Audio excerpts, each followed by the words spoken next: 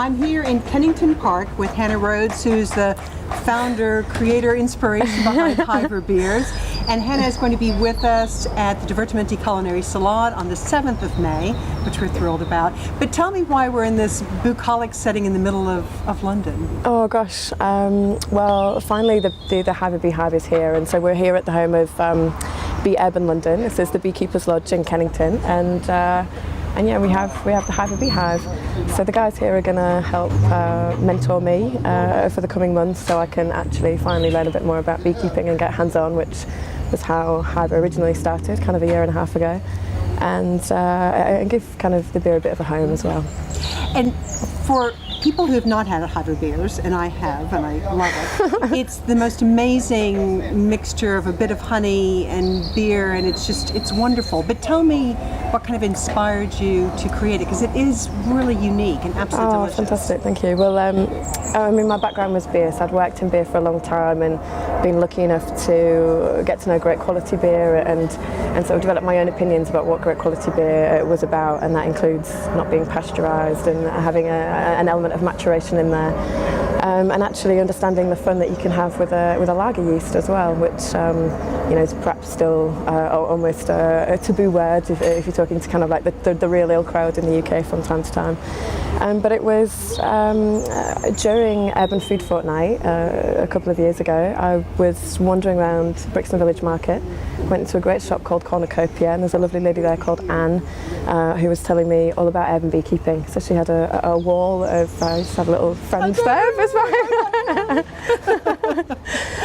She was telling me all about urban beekeeping and had this a wall, just shelves of honey from different London beekeepers, and they were all different colours, different aromas and textures. And it was, you know, for somebody that's sort of working in food and drink, I knew nothing about it, and I was just smitten by how fantastic this product was and how varied it was, and started to understand a bit more about what it meant to use and try raw honey versus perhaps some of the more pasteurised runny stuff that you have in the supermarket. So I started, I thought, well, I'd love to find out more, and I went on an urban beekeeping course, and that triggered the next stage. But what's so amazing is here we are in the middle of London. You can hear the planes going overhead. And these bees are just the happiest little critters I've ever seen. They're buzzing about and doing their stuff, and then all becomes part of what goes into the beer. Yeah. I mean, the more I found out about honey, and I mean, bees are just fascinating, so you can have a lot of fun. We do, so on Twitter we do Bee Fact Friday every Friday, and that was something that just came about really naturally, because there's so many incredible little stories.